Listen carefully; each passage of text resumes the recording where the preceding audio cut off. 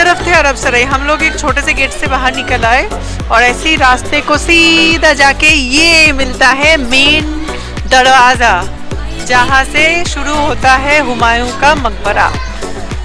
हमारे शहंशाह, एक वक्त के शहंशाह, उनका मकबरा। तो ये है वो गेट, बहुत अच्छे से। ओके 1556 में। अच्छा, लगभग 9 साल लगे थे इसको बनाने में। ओके, तो इस तरह की गेट है ये। अरे बच्चों, मारिया म्यूजियम में देखो ना, बैठ के बहुत अच्छे से इसको प्लांटेशन किया गया है। अंदर जाते हैं तो सीधा मिलता है। ओके, हाँ, जैसे हुमायूं के मकबरे के ऊपर ना एक छोटा सा म्यूजियम बना हुआ है, वो टोम के अंदर जाने से जस्ट पहले ही है।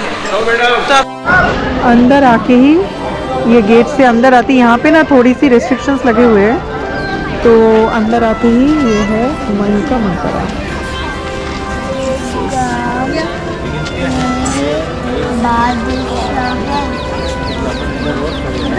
हुमायूं का मकबरा। और चारों तरफ ये जो बगीचा बना हुआ है ना, इसको चार बाग बोलते हैं, क्योंकि ये जो बगीचा है ये 4-4 हिस्सों में बटा हुआ है। 4-4 हिस्सों में बटा हुआ है, और ऐसा बोला जाता है कि जो जन्नत होती है वो इतनी खूबसूरत होती है, और वहाँ पे ऐसे ही बगीचा होता है। तो कोई भी सम्राट जब उनका डेथ होता है उसके बाद उनको जन्नत नसीब होती है। तो इस मकबरे को ना उस जन्नत की तरह ही बनाया गया है। और एक और बड़ी बात, ये जो मकबरा है ये ताजमहल का प्रोटोटाइप है, मतलब ताजमहल का जो डिज़ाइन है वो यहाँ से इंस्पिरेशन लेके बनाया गया था। कहा जाता है कि जो जन्नत होता है ना उसमें बहुत खूबसूरत गार्डन होता है, और कोई भी शहंशाह उनका जब डेथ हो जाते हैं तब उसके बाद उनको ऐसी जगह पे दफनाया जाता है जहाँ पे वो सालों साल चैन की नींद सो सके, और बिल्कुल जन्नत के जैसे, मतलब हम जिसको स्वर्ग बोलते हैं, बिल्कुल वैसे ही रह सके। तो इसको ना उसी खूबसूरती से बनाया गया है। चारों तरफ बगीचा है, ठंडे पानी का नहर, सामने एक फुहारा भी है, और ये फुहारा उस ज़माने के बना हुआ है, ये आज के नहीं है, उस ज़माने का बना हुआ है। और उसके सामने उनका इतना खूबसूरत सा मकबरा आप देख सकते हो। लगभग 7 साल में बनी थी, लाल बलुआ पत्थर और मार्बल से बना हुआ ये एंटायर मकबरा, जो हुमायूं के मृत्यु के बाद उनके पत्नी हमीदा बानो बेगम उन्होंने बनवाई थी। और उसके बाद हुमायूं को पंजाब से, मतलब पहले जब हुमायूं का मृत्यु हुआ था वो तो पुराना किला में हुआ था, आप लोगों को पता होगा किस तरह से हुआ था, वो मैं बाद में बताऊंगी आप लोगों को। तो उनके मृत्यु के बाद पहले उनके शव को पुराना किला में दफनाया गया था, उसके बाद वहाँ से पंजाब, क्योंकि उस टाइम पे शेरशाह सूरी का जो सेनापति था हिमू, उन्होंने अटैक कर दिया था, तो वहाँ से हुमायूं के मकबरे को बचाने के लिए उनके शव को पंजाब में शिफ्ट किया गया। फिर बाद में दोबारा जब ये जगह अकबर ने हुमायूं को हरा के कैप्चर कर लिया, दिल्ली, दोबारा मुग़ल सल्तनत शुरू हुई, उसके बाद ये मकबरा बनाया गया था। और फिर 7 साल बाद, मतलब हुमायूं के मृत्यु के लगभग 12 साल के बाद दोबारा उनके शव को इस मकबरे के अंदर दफन किया गया था फिर से। आज जब दोबारा अकबर ने हिमू को हरा के मुगल एम्पायर एस्टेब्लिश किया था, तब इस मकबरे को 16 साल लग गए थे। 16 साल के बाद तब जाके उनके जो अवशेष था उसको लाके इस मकबरे में दफनाया गया है। और ऊपर आपको जो मकबरा, हम लोग जो कब्र दिखाएंगे ना, वो असली नहीं है, असली कब्र इसके नीचे है वो। तो ऊपर का शो है। और एक और चीज जो बहुत ज्यादा सरप्राइजिंग है वो है इसमें 150 कब्र है, एक नहीं है, 150। 140 से ऊपर है और 140 150 से कम है। अच्छा, मतलब 140 से 150 के बीच के कब्र है, क्योंकि यहाँ पे ना सिर्फ हुमायूं नहीं, पहले तो सबसे पहले तो हुमायूं को दफनाया गया था, उसके बाद उनके वाइफ, उनके जितने भी फैमिली मेंबर्स थे, उनके मंत्री, पता नहीं नाई, भगवान जाने कौन कौन थे, सबको यहाँ पे दफनाया गया था। खास लोग जितने भी खास लोग थे, उनके फैमिली मेंबर्स, और इन सब मिला के 150 से 140 के आसपास की कब्र है इसके अंदर। तो इसको मुगलों का कब्रिस्तान भी कहा जाता है। और देखिए आसपास में कितनी खूबसूरत है ये, it's really beautiful. Taj Mahal Taj Mahal का जो नक्शा है ना वो इसी से वो यहीं इंस्पायर से होकर लिया बनवाया गया गया था। एग्जैक्टली। और मुगलों में जो ये टॉम वगैरह बनने स्टार्ट हुए थे वो इसी टाइम से हुए थे। अच्छा हाँ एग्जैक्टली, ये फर्स्ट टोम है, फर्स्ट मकबरा है इंडिया का जब बनाया गया था। और आप देख रहे हो मेनली मार्बल और नॉर्मली ये जो लेड स्टोन है उसी से बनाया गया था।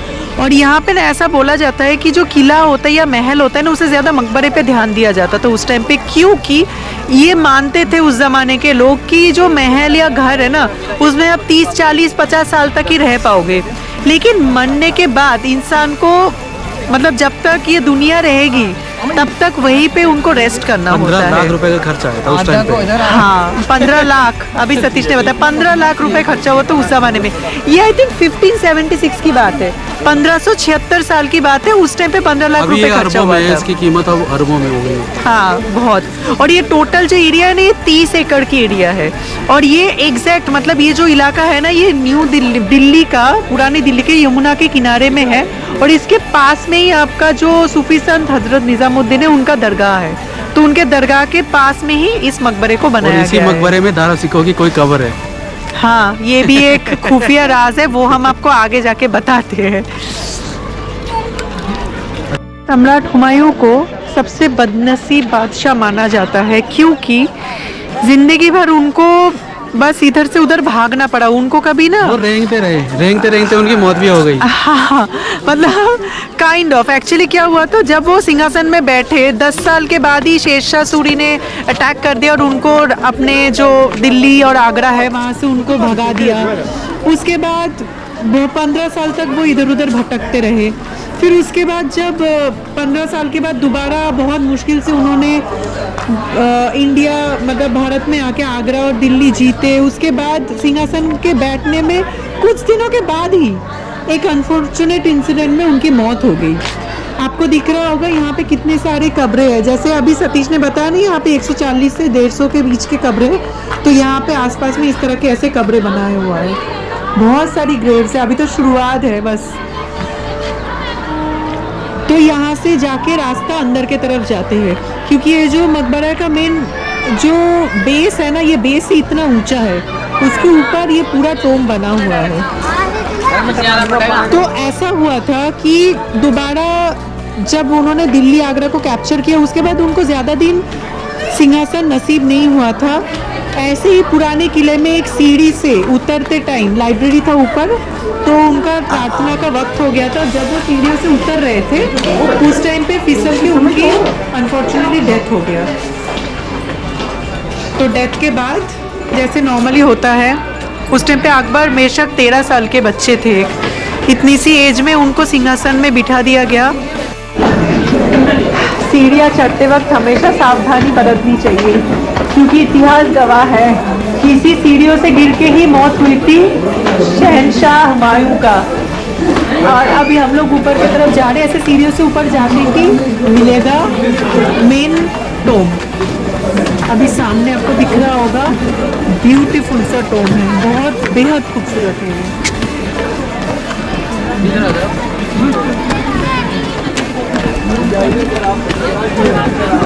उससे नज़ारा देखिए, से लोग आ रहे हैं तो चढ़ के।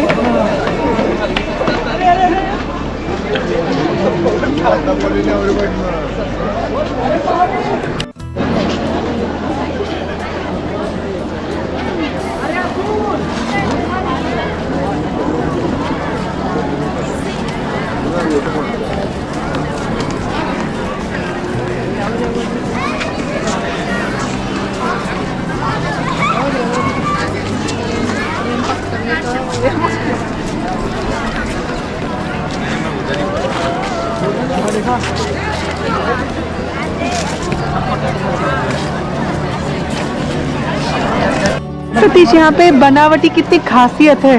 तो ये पता है जो स्टार्स है वो क्या चीज़ है, ये जो स्टार है वो क्यों बनाया जाता था? पता नहीं, ये आसमान का जो सितारा है ना उसका प्रतीक है, उसके लिए उसको बनाया गया था। और इट्स रियली वंडरफुल। अभी सतीश बहुत सारे लोग आए हुए हैं, उनके फोटो भी खींच रहे हैं। क्योंकि आज जैसे मैंने बोला था ना ईयर एंडिंग है, 31st है और बहुत लोग आए हुए हैं, तो आप समझ सकते हो ये जो मकबरा है ये दिल्ली के कितने फेमस स्पॉट है जहाँ पे इतने लोग आते हैं। इवन फॉरेनर्स, आप यहाँ पे आओगे ना भर भर के आपको फॉरेनर्स मिलेगा, बाहर से भी आते हैं और हमारे इंडिया के लोग तो आते ही है छुट्टियाँ बिताने के लिए, क्योंकि ये सच में बेहद खूबसूरत है। तो अभी हम जाके और एक्सप्लोर करेंगे इस मकबरे को। अभी फिलहाल इसको आप देख लीजिए, मेन गेट है, मतलब एकदम 2 मंजिला हाइट का और चारों तरफ टिपिकल मुगल आर्किटेक्चर में बना हुआ है, ऐसे आर्चेस है, फिर उसके बाद ऊपर मीनार है, 8 कोनी के अष्टकोणी मीनार बोलते हैं, और मीनार के ऊपर बिल्कुल एक एक जो लोटस होता है ना वो बना हुआ है। अब आपको ऐसा लग रहा होगा कि ये बनाया किसने, ये बेसिकली हुमायूं के एक बेगम थी, हमीदा बानो बेगम की तो प्लानिंग थी ये, जो मेन बेगम हुआ करती थी, और एक दूसरी बेगम भी थी उनका, बेगा बेगम के जो फाइनेंस में और देख रेख में इस पूरे टोम को बनाया गया था। क्योंकि जब हुमायूं का डेथ हो गया था तब वो इतना ज़्यादा दुखी हो गए थे उनके मौत से कि उन्होंने यही डिसीजन लिया कि बाकी की ज़िंदगी वो इसी टोम के देख रेख और इसको बनाने में ही गुजार देंगे। तो इसी का, उन्हीं का जो मतलब जो शिद्दत है उसी का नतीजा है ये टोम, और कहा जाता है कि उस ज़माने का सबसे भव्य टोम यही हुआ करता था, सबसे खूबसूरत, या ड्रीम्स कम ट्रू। और कोई कोई ये भी बोलते हैं कि जो बदनसीब, मतलब हुमायूं को तो बेसिकली बदनसीब बादशाह बोला जाता है, उनका मकबरा सबसे आलीशान था, मतलब उस टाइम के सबसे आलीशान मकबरा यही था। तो ये है, जैसे मैंने आपको बताया कि अष्टकोणी है, देख लीजिए, और दूर से दिखाई देते हैं बाकी सारी, ये जो नाई का मकबरा है वो एक, और छोटे छोटे बहुत सारे ऐसे मकबरे बनाए हुए हैं आसपास में। It's really beautiful.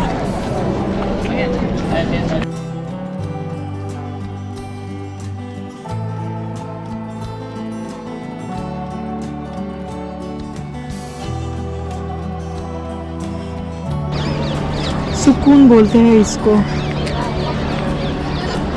कोई भी आता है ना तो बस इसे देखता ही रहता है। इसकी खूबसूरती ही इतनी है।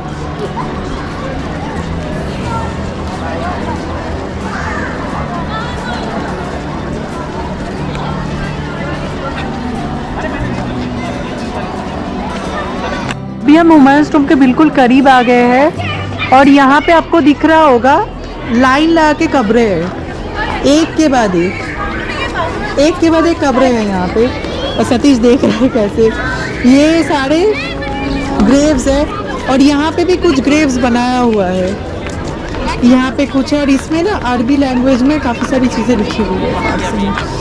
ये कुछ लिखा हुआ है इस कब्रे के ऊपर किन का है, और ये पूरा ना मार्बल का बना हुआ है। ऐसे बहुत सारे कब्रे बने हुए हैं और सारे मुगल खानदान के खास थे ये लोग। ये हुमायूं के टाइम की कब्र है। अच्छा, ये इसमें फूल उभरा हुआ होता है। ओके, तो जैसे जो जहांगीर और अकबर के टाइम की कब्र होगी ना, हाँ, उसमें फूल नीचे की तरफ होगा। अच्छा, तो जैसे अभी सतीश ने बताया तो इसका मतलब ये हुमायूं के टाइम का है। और सतीश, ये सारे हुमायूं के खास लोगों के हैं, जो फैमिली मेंबर हो गया, उनके आमिर हो गए, उनके सेनापति हो गए। और ऐसा कहा जाता है, मतलब जैसे पहले मैंने आपको बताई कि शाहजहां का जो बेटा था दारशिको, उनको हत्या कर दिया गया था और उनको यहीं पे दफनाया गया था, इसी टोम के, इसी हुमायूं के मकबरे के अंदर कहीं दफनाया गया था। लेकिन किसी को नहीं पता कि वो कहाँ है उनका कब्र। लोग बताते हैं कि ये वाली है। अच्छा, ये वाला नहीं है, वो वाला है। वो वाला हाँ, सॉरी, वो वाला है। तो यहाँ पे कब्र है, कई लोगों का कहना है कि वो ये वाला कब्र है, दिस वन, क्योंकि एक कुछ फॉरेनर रिसर्चर ने ये बताया था कि उनका जो कब्र है वो आसमान के नीचे है, और इसका जो डिजाइन है ना वो बाकी कब्र से बिल्कुल अलग है। उसी टाइम ये देखो फूल नीचे है उसमें। हाँ, इसमें फूल भी नीचे है, जैसे अभी सतीश ने बताया ना, तो फूल नीचे है। तो लोग समझते थे कि यही दारशिको का कब्र है, लेकिन बाद में ये पता चला कि ये नहीं है, असली कब्र तो अंदर है। कुछ बताते हैं कि उन 5 में से कोई एक है। अच्छा, उसमें से भी हो सकता है। तो ये कंफ्यूजन है, क्योंकि एग्जैक्टली सारे कब्र का डिसिफर नहीं हुआ है। तो बाद में जो औरंगजेब के टाइम का एक किताब है, उसमें से पता लगा है कि दारशिको का जो कब्र है वो गुम्बद के नीचे है, मतलब इसी के नीचे है। तो इसके अंदर ही किसी रूम में मेन जो उनका कब्र है उसको बनाया गया था, उनको दफनाया गया था उसी के अंदर। ये छोटे बच्चों की कब्र है। अच्छा, ये बच्चों की कब्रें हैं जो छोटी छोटी वाली है, ये बच्चों की कब्रें हैं। तो अभी हम चलेंगे मेन टोम के अंदर। और एक और बात, जैसे मैंने आपको अभी थोड़ी देर पहले बताई थी ना, जो असली कब्र है वो नीचे है। तो आपको यहाँ पे दिख रहा होगा कि छोटे छोटे ऐसे ना कुछ जाली टाइप का बना हुआ है। तो अभी साइड का डिज़ाइन आप लोग देखिए कितना खूबसूरत है ये, इट्स रियली वंडरफुल। ऐसे झरोखा है और अंदर बहुत सारे कमरे बने हुए हैं इसके अंदर, और उस हर एक कमरे के अंदर कब्र है। हो सकता है अंदर हमें बोलने की इजाज़त ना हो, तो हम आपको वैसे वीडियो में दिखा देंगे वो कैसी जगह है। तो ये दिस वन, इस तरह की काफ़ी सारी चेम्बर्स बने हुए हैं।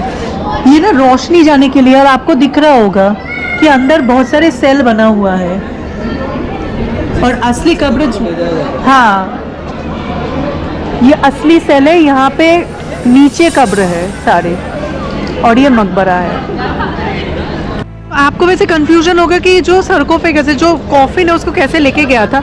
इस दरवाजे से लेके नहीं आया गया था, ये विजिटर्स के लिए है। और यहाँ भी आप देखोगे ना, तो जैसे मैंने पहले आपको दिखाई थी, यहाँ से भी कोई सीढ़ी वीढ़ी नहीं है। तो अभी सतीश ने यही बताया कि एक्चुअली नीचे से, जैसे तुमने बोला ना, नीचे से अभी दरवाज़ा है, ये पास में इधर से दरवाज़ा है, नीचे जाके गलियारे हैं अंदर। अच्छा, अंदर गलियारे हैं। अच्छा, तो ऐसे ही मतलब दरवाजे के अंदर से जाके ना, ऐसे काफ़ी सारे घुमावदार रास्ता है, वहाँ से इस वाला डोर मिलता है, ये दरवाज़ा, यहाँ से जाके फिर अंदर की तरफ जाते हैं, उनमें दफनाया जाता है। अच्छा, तो ये एंटायर चीज, मतलब ये जो दफनाने वाली जो काम है, वो एंटायर चीज अंदर ही अंदर होता है, नीचे से नीचे होता था। नीचे होता है। ये ऊपर वाला जो हिस्सा है वो बस देखने के लिए है, विजिटर्स के लिए है। तो आपको दिख रहा है कितना खूबसूरत दिख रहा है ये पूरा मकबरा, सच में बहुत आलीशान है। और सतीश तुम्हें पता है, ये उस टाइम पे सबसे ज्यादा आलीशान हुआ करता था। बिल्कुल बिल्कुल, उस टाइम का सबसे पहला था ये। हाँ, फर्स्ट मकबरा, और सबसे खूबसूरत और सबसे आलीशान भी। आपको दिख रहा होगा इसका भव्यता, और इतना बड़ा है ना कि मेरे कैमरे में भी प्रॉपर्ली नहीं आ रही है। तो अभी काफ़ी घूम के जाना पड़ता है अंदर की तरफ। तो अभी हम जा रहे हैं अंदर, अंदर आपको दिखाते हैं। तो ऐसे सीढ़ियों से उधर आके ना काफ़ी घूमना पड़ता है, घूम के ये है मेन गेट, अंदर का जाने का मेन रास्ता। बट आपको ये चीज़ पता है कि टोटल 4 गेट है ना, 4 गेट में से ये एक गेट है। और आपको दिख रहा होगा वाटर वॉर, पूरा मार्बल वर्क बना हुआ है।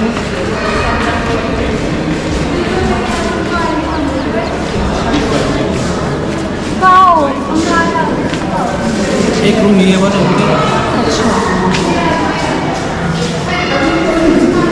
एक रूम ये वाला हो गया। अच्छा, हाँ, अंदर जैसे छोटे छोटे रूम हो गए, एक वो वाला रूम, इधर एक रूम और इधर एक रूम, और ऐसे अच्छा 2 पीछे, और इधर बहुत सारे गलियारी भी है, गैलरीज भी है यहाँ पे, और काफ़ी मतलब भूलभुलैया टाइप का है ना अंदर। आराम से ये गिरो मत, ये मेन कब्र है इधर, और इधर आप चलोगे तो ये और 3 कब्रें हैं यहाँ पे। अब ये देखो वंडरफुल। हाँ सतीश, अब ये देखो सारे लेडीज। अच्छा, ये लेडीज़ के कब्र है। अच्छा, ये लेडीज़ के कब्र की निशानी होती है। इसमें भी तख्ती बनी हुई है। ओके, ये सारे लेडीज के। अच्छा, सारे लेडीज़ के। और आपके जानकारी के लिए एक बात हम बता दें, कभी भी अगर आप ऐसे इस टाइप की कब्र की जगह पे आते हो ना, तो यहाँ कभी पैर मत रखना, कभी पैर मत रखना ऐसी जगह पे, क्योंकि ये उनको डिसरेस्पेक्ट करना होता है। बाकी आप ये देखिए कितनी खूबसूरत है ये एंटायर जगह, सतीश सच में इज़ वेरी ब्यूटीफुल। और पता है, हवा आने जाने के लिए ये देखो इस तरह के पूरा जाली बना हुआ है यहाँ पे, मतलब एयर पासिंग होगी यहाँ से, बहुत खूबसूरती से एयर पासिंग होगी। पता है उनको यहाँ पे कोई नहीं रहने वाला, लेकिन फिर भी ये जालियाँ बनाई है ताकि उनको हवा लगे अच्छी। एग्जैक्टली, क्योंकि वो यही बिलीव करते हैं ना कि अभी लॉन्ग कयामत के आने तक उनको यही रहना है, तो इसलिए इतना ध्यान दे के इस मकबरे को बनाया जाता था उस टाइम पे। हाँ, कोई तकलीफ ना हो किसी को। सो अभी हम चलते हैं दूसरी जगह पे भी, अब दिखाते हैं। अच्छा, 2 कब्रें यहाँ पे भी है, और मोस्ट ऑफली ये भी लेडीज़ के ही होंगे ना। ये हो गई है किसी छोटे आदमी छोटे बच्चे की। अच्छा, ये लेडीज़ का है, ये छोटे बच्चे के। हाँ, वो साइज देख के पता लगता है। और ये सब शाही परिवार के लोगों के हैं। और इनमें से भी किसी भी धारा सिखों की कब्र नहीं है इन दोनों में से। अच्छा, ये दार्शिकों का तीन है। तीन बंदों के साथ है और अच्छा। तीन कब्र थी वहाँ पे, हाँ। जिनमें तीनों लेडीज की थी, तो हाँ। उनमें से भी कोई नहीं है। अच्छा, हाँ हाँ, तो यही हम लोग खोजने की कोशिश करेंगे कि कौन सा हो सकता है। आप भी कमेंट सेक्शन में बताइएगा इफ़ वी आर राइट और रॉन्ग। वैसे आपको दिख रहा होगा पीछे कितना खूबसूरत लग रहा है ये पूरा मकबरा। It's really wonderful. अभी ये मेन मकबरा है जिसके अंदर हम जा रहे हैं, जहाँ पे हुमायूं का कब्र है। सम्राट हुमायूं का कब्र अंदर है, सामने, बिल्कुल सामने। ओह माय गॉड, इतनी भव्य और आलीशान है ये। बिल्कुल जस्ट पीसफुल एरिया। सच में पीसफुल है और हम देखते ही रह जाएंगे, ये इतना भव्य है। It's really beautiful. ये बिल्कुल जो मेन गुंबद आपको बाहर से दिखते हैं ना, ये उसके नीचे वाला हिस्सा है। शहंशाह हुमायूं का कब्र। ऊपर एक गुलाब भी रखा हुआ है। सच में ये बहुत ज़्यादा खूबसूरत है और हवा आने जाने के लिए झोंका भी है ताकि उस शहंशाह को कोई तकलीफ ना हो। और साइड की जो गलियारी है, इधर से जाके उनके परिवार के लोगों के सारे कमरे हैं। टोटल 4 कमरे बना हुआ है ना? 4 कमरे हैं और ये उनका कब्र है। लेकिन ये असली नहीं है, असली कब्र जो है वो नीचे है। वो जो गलियारी मैंने दिखाई थी आप लोगों को, जो गैलरी, वहीं से जाके नीचे कब्र है मेन। और इसमें भी पता लगता है कि जेंट्स और लेडीज़ की कैसी होती होगी। लेडीज़ की में तो वो तख्ती वाला हिसाब था, हाँ। और इसमें बिल्कुल साफ है, बिल्कुल plain। साफ है वो जेंट्स का। और वो इस टाइम पे ये फूल ऊपर होते थे। हाँ, वो उभरा हुआ है। हाँ, राइट। तो पुराने की स्टाइल ऐसी थी उस टाइम पे। और आप सोचिए, इतना खूबसूरत है और संगमरमर से बना हुआ। और ये कब्र उनको उनके मौत के 16 साल के बाद नसीब हुआ था। 16 साल बाद तीसरी या चौथी बार मोस्ट प्रोबेबली उनको यहाँ पे दफन किया गया था, इसी कब्र के अंदर। हुमायूं के मकबरे से अंदर गलियारी से आके हम लोग तीसरे रूम में भी पहुँच चुके हैं। यहाँ पे भी 2 कब्रें रखा हुआ है, बट जैसे अभी सतीश ने बताया था कि ये भी किसी लेडीज़ के ही कब्रें हैं, 2 ही। किसी महिला थे, क्वीन थे, उनके कब्र है ये। इसका मतलब ये भी दार्शिकों का कब्र नहीं है, क्योंकि ये वो नहीं हो सकता। तो सतीश आई थिंक इस रूम में भी नहीं है, वो चौथे रूम में हो सकता है। तो अभी हम लोग चलेंगे चौथे रूम की तरफ। इधर से निकल के आए हम लोग, अभी ये मेन मकबरा है। अब हम लोग जा रहे हैं चौथे रूम की तरफ। सतीश ऑलरेडी अंदर जा चुके हैं। देखते हैं यहाँ पे किस किस के कब्रें हैं। बीच बीच में ऐसे गलियारी लगा हुआ है, झरोखा है, और नीचे ना काफ़ी ऊपर खबर है। यहाँ पे 3 कब्र बना हुआ है। तो अब सतीश एक्सप्लेन करेगा कि ये किनका हो सकता है। तो सतीश बताओ, ये 3 कब्र क्या है? ये जेंट्स के हैं? अच्छा, दो भाई के कब्र है। और ऐसा कहा जाता है कि हो सकता है, मतलब दार्शिकों का जो कब्र था वो 2 भाई के साथ था, तो हो सकता है इन्हीं में से किसी एक कब्र हो जो दार्शिकों का है। और ऐसा बोले थे वो गुंबद के नीचे है, और ये एग्जैक्टली ऊपर गुंबद है, गुंबद के नीचे है। औरंगजेब के टाइम पे लिखी हुई उस ग्रंथ के अनुसार ये हो सकता है उनके कब्र। ये उस टाइम के जहांगीर और अकबर के टाइम की कब्र है ये। हाँ, जैसे ये बोला गया था ना, फूल नीचे की तरफ होता है, इसमें भी वही है। और ये हुमायूं का टाइम के कब्र है जहाँ पे फूल डबल फूल होते हैं और फूल उभरा हुआ होता है। इन दोनों में वही है, उभरा हुआ। इसका मतलब यही वो दोनों भाई के कब्र है। और ये तीसरा कब्र है जो बिल्कुल अलग है, और वो औरंगजेब के टाइम का है, और फूल नीचे की तरफ है। तो एक्सपेक्टेड यही वो कब्र है जिसको हम ढूंढ रहे हैं, ऐसा बोला जाता है। तो फाइनली हम लोग ये बोल सकते हैं कि हम लोग लगभग एक अंदाज़ा लगा चुके हैं कि दार्शिकों का जो हिडन कब्र है, जो खुफिया कब्र है, वो यही है, इस चौथे कमरे के अंदर है। And this is the grave. So हम उनको रेस्पेक्ट करते हैं क्योंकि उनकी स्टोरी भी काफ़ी दर्दनाक था। तो माना जाता है कि वो बहुत अच्छे थे और दार्शिकों। उनकी डेथ कब हुई थी और आज तक उनको ढूंढ रहे थे। आज तक ढूंढ रहे थे, 500 साल तक। आज आदमी थे कोई। सच में वही बात है, वो अच्छे भी थे बहुत। बट औरंगजेब के टाइम पे बहुत बुरी तरीके से उनको मार दिया गया था, just because of the empire, क्योंकि मुगल शासन में ये चीज़ होता था। एक दूसरे के कत्ल कर देते थे वो लोग just because of the empire. बस हुमायूं एकलौता शासक था जिन्होंने खुद से चारों भाइयों में बांटी थी अपने जो एम्पायर था उसको। तो इस तरह से उनके भी सारे शाही कामकाज किया गया है। झरोखा पहाड़ का नज़ारा यहाँ से दिख रही है बेहद खूबसूरत, और वो है वो एंट्री गेट, ये है जहाँ से हम लोग अंदर आए थे। Satish, it was wonderful. कैसा लगा? बढ़िया, मज़ा आ गया। सच में मज़ा आ गया। सच में हिस्टोरिकल प्लेसेस की ना खूबसूरती एक अलग ही होता है। आप हमेशा खोजोगे ना, आपको हमेशा खूबसूरती ही मिलेगी इसके अंदर। It's really wonderful. तो इस तरह से हम लोगों ने एक्सप्लोर किया आज हुमायूं टॉम्ब को। अभी हम चलेंगे बाहर की तरफ, मिलते हैं बाहर जाके। तो अभी हम दोनों बैठे हैं उस कब्र के सामने जहाँ पे सम्राट हुमायूं दफन है।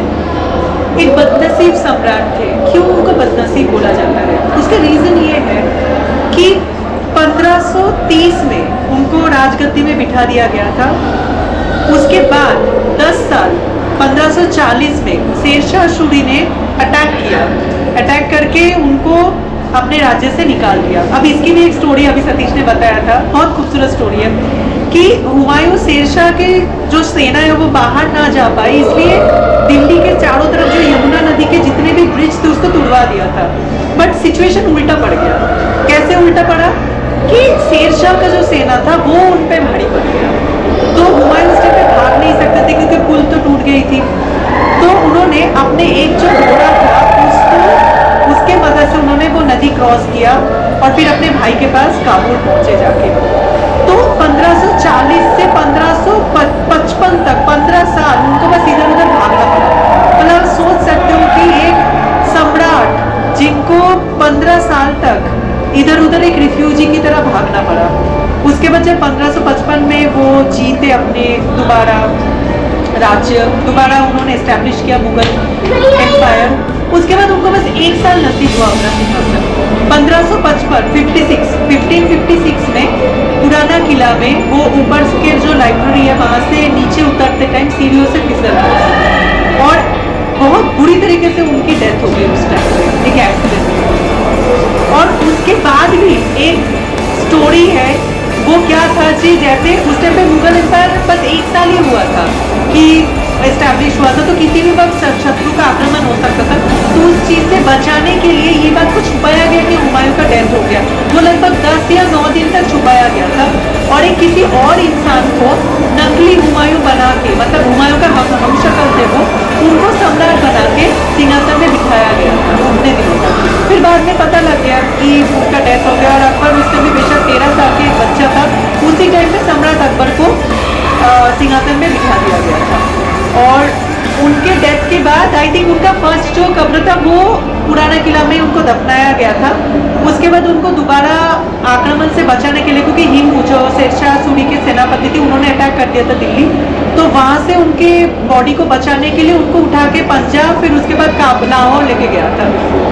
तो लाहौर में दफनाया गया। उसके बाद दोबारा जब अकबर ने हिमू को हरा के बैराम खान के मदद से मुगल एम्पायर यहाँ पे इस्टेब्लिश किया, तब जाके उनके बॉडी को यहाँ लाया गया था। उससे पहले ये मकबरा बनाया गया था। ये पूरा जो आपको दिख रही है 16 साल बाद 16 ईयर्स के बाद उनके बॉडी को दफनाया गया था। और बेगम जो उनके चहीती बेगम थी, उनके फाइनेंस में इस और देख रेख में इस मकबरे को बनाया गया था। इसका प्लानिंग था इंटरली हमीदा बानो बेगम, और इसके लिए पर्शिया और अरबिया से सारे मजदूरों को मंगवाया गया था, जिन्होंने इस एंटायर जो खूबसूरत मकबरा है इसको बनाया गया था। आप देख सकते हो हाउ ब्यूटीफुल इट इज़, क्योंकि सम्राट को किसी तरह की तकलीफ ना हो। और आज उन्हीं के इस खूबसूरत सा मकबरा और कब्र के सामने उनको याद करते हुए हम आपको यही कहानी बता रहे हैं आज के डेट पे। कितने साल हो चुके सतीश, सोचो, ये इट इज़ 1576 की बात है, 500 साल पहले की बात है लगभग। 72 में कंप्लीट हुआ। हाँ, और 500 साल बाद आज भी इस मकबरे के थ्रू हम इस हुमायूं सम्राट को आज भी याद कर रहे हैं और यहाँ बैठ के उनकी कहानी आपको सुना रहे हैं। सो ऐसे ही बने रहिए हमारे साथ। हम चलते हैं इस ट्रिप के आगे के तरफ। सो मिलते हैं मकबरे के बाहर।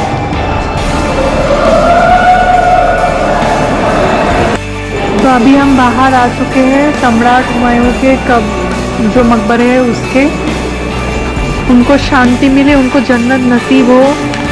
मौत के बाद जिंदा रहते उनको जितना ठोकरें खाना पड़ा था उससे उनको शांति मिले हमेशा के लिए, यही कामना रहे। और सच में कितना भी देखो, बस मैं और सतीश हम दोनों वही बोल रहे थे कि आज सच में मज़ा आ गया। मतलब कितना भी देखो, इट्स रियली सच में बहुत ज़्यादा खूबसूरत है हर तरफ से। This is the most beautiful monument I have ever seen. सच में बेमिसाल खूबसूरत है। ताजमहल का प्रोटोटाइप, जिससे आइडिया लेकर ताजमहल को बनाया गया था। और ये मेन गेट है एक और ये छोटे छोटे और भी काफ़ी सारे एरियाज है, वो मकबरे हैं, कब्रें हैं जो हमें दिखा रहे। सतीश यही मोस्टली नाई का कब्र है ना? नाई का मकबरा यही है ना? नाई का मकबरा, राइट। और ये जो दिख रहा है ना आपको नीचे, ये बेसिकली नहर है, यहाँ से पानी जाता था पूरा। क्योंकि ऐसा बोला जाता है कि जो जन्नत का जो बगीचा होता है ना उसमें नदी बहती है, तो ये उसी का एक रेप्लिका बनाया गया है यहाँ पे। सो ये था हमारा आज का हुमायूं के मकबरा का विजिट। कैसा लगा आपको प्लीज़ प्लीज़ प्लीज़ बताइएगा कमेंट सेक्शन में। अभी हमारा ये मकबरा का घूमना हो चुका है और हम दोनों बहुत ज़्यादा थक चुके हैं। मैं भी और सतीश भी, हम दोनों थक चुके हैं। बहुत बड़ी एरिया है और इतनी बड़ी एरिया घूमने में सच में बहुत ज़्यादा टाइम लगता है, लेकिन बहुत बढ़िया लगा। सतीश सीरियसली बताओ कैसा लगा? बढ़िया, सच में दिन बन गई। It's really beautiful. कभी आइए, इसको विजिट कीजिए, बहुत खूबसूरत लगेगा इसको देख के। और बाकी जितना हो सके हमने आपसे इंफॉर्मेशन शेयर की, हमारे साथ आपको भी हमने दिखाया इस टोम की खूबसूरती को, इसको हमने एक्सप्लोर भी किया। तो ऐसे ही बने रहिए आप भी हमारे साथ। अगले वीडियो तक मिलते हैं कहीं और, किसी और एक खूबसूरत डेस्टिनेशन में और ढेर सारी कहानियों के साथ। तब तक अपना ध्यान रखिए, अपने परिवार का ध्यान रखिए और एंजॉय कीजिए अपने लाइफ को घूमते फिरते। So stay tuned with us.